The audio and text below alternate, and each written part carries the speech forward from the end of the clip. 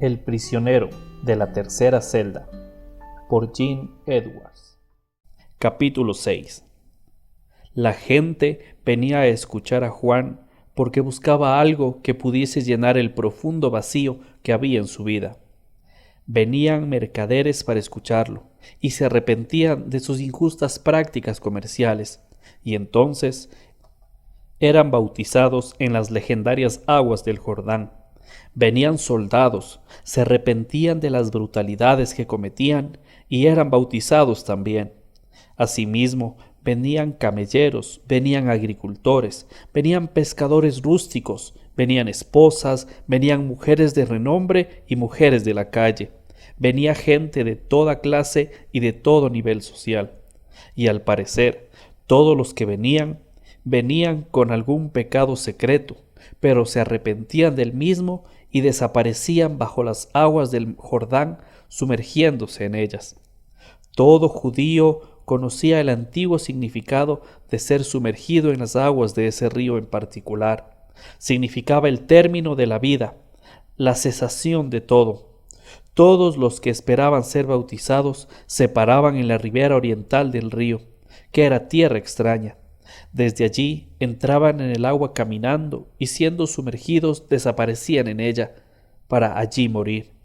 Pero cada cual surgía nuevamente y salía del agua caminando por la ribera occidental, seguro ya dentro de los límites de la tierra prometida, para comenzar ahí una nueva vida con Dios. Para ellos ese simple y sencillo drama resultaba inolvidable. Pero hubo un día especial en el Jordán que se destacó de todos los demás.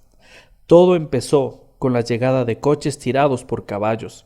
Había llegado una delegación de dignatarios. ¿Qué personajes de importancia habían salido a ese oscuro lugar? Eran los líderes religiosos de la nación. Cuando Juan vio a aquellos hombres bien vestidos, todos los músculos de su cuerpo quedaron inmóviles. No hubo ni un solo movimiento externo en su semblante que revelase sus sentimientos internos.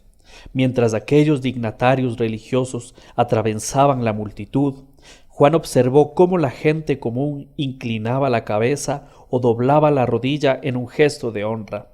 Aquello no le cayó bien en absoluto al más grande disidente de todos los tiempos. Juan escudriñó a cada uno de esos hombres conforme salían de los coches. Obviamente, algunos de ellos habían venido para mofarse, para reunir evidencia contra Juan y para condenar. Otros venían con una gran incertidumbre, esperando poder descubrir para sí mismos si Juan era o no un verdadero profeta. Incluso había entre ellos algunos, los más jóvenes, que venían creyendo de verdad que Juan era un hombre de Dios. Esos hombres más jóvenes tenían la esperanza de que ahora los dirigentes de mayor edad y más respetados estuviesen de acuerdo con su inexpresada opinión. Después de todo, si los dirigentes más ancianos daban su bendición a Juan, algunos de los más jóvenes sabían que estarían libres para hacerse discípulos de Juan. Pero Juan veía más que eso. Escudriñaba el corazón de cada hombre que ahora se abría paso entre la multitud y discernía la debilidad fundamental de cada cual. Entre ellos no había ni uno solo que fuera lo suficientemente denodado como para romper, por su propia cuenta, con las tradiciones religiosas aceptadas. La multitud siguió abriéndose para dar paso a esos vanagloriosos dirigentes. La delegación avanzaba hacia el frente de la multitud para ocupar su legítimo puesto de honor. Aquello ya era más de lo que el profeta del desierto podía jamás esperar soportar. ¿El sistema religioso de sus vidas venía allí? ¿Y osaba imponer sus abominables prácticas allí? Pero ¿cómo osaban venir? ¿Y cómo osaban traer su arrogancia, su menosprecio, su desdén y su orgullo a ese lugar? Juan no había venido a este mundo para contemporizar, ni para ganarse a tales hombres para los caminos de Dios. Después de todo, aquellos hombres se veían a sí mismos como autoridades en los caminos de Dios. Juan no intentaría hacer lo imposible, No llamaría a los dirigentes del sistema religioso para que salieran de ese sistema. No obstante, la presencia de ellos allí ya estaba pervirtiendo la libertad que los bautizados habían adquirido al desechar la sistematización de este mundo. Por lo tanto, Juan les declaró la guerra, una guerra abierta y sin cuartel, sin tregua, contra los personajes más venerados de Israel.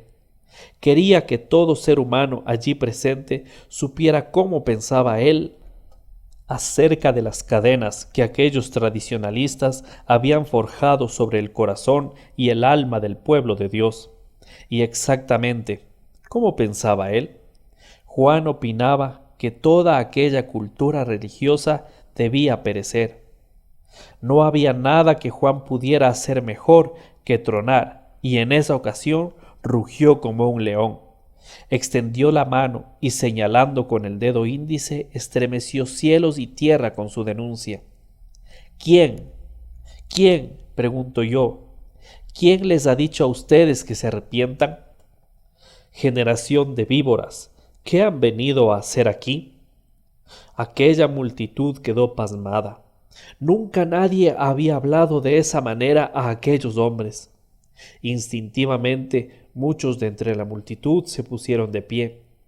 Un momento después, una amplia sonrisa irónica empezó a aparecer en algunos rostros, pero todos los ojos estaban fijos ahora en los dirigentes religiosos.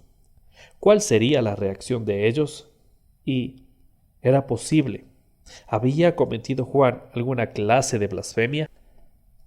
La gente conocía los rumores que circulaban en cuanto a que él estaba poseído por un demonio, y ahora eso no iba a ayudar nada.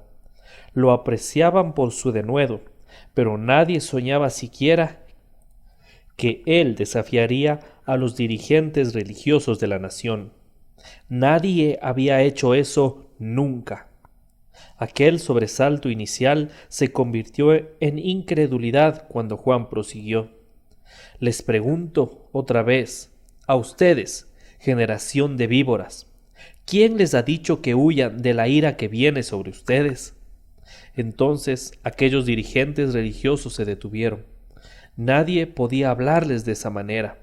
Después de un breve momento, uno de los dirigentes se subió la capa alrededor de sí, se volvió y susurró algo a los más próximos a él.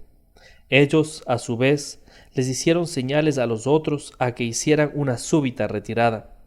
Pero Juan no había terminado aún. Su árbol. Un hacha ha sido puesta a las raíces de su árbol. La ira de Dios está sobre ustedes. El hacha cortará su árbol y destruirá las raíces del mismo. No está lejano el día en que todo lo que ustedes son será destruido bajo la ira de Dios.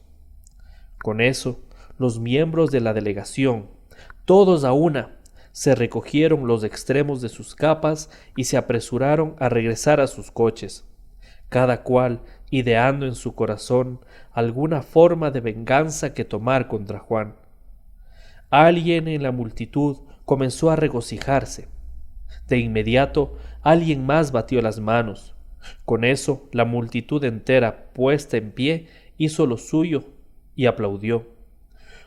Por donde quiera, los hombres y las mujeres sentían caer grilletes y cadenas de su alma.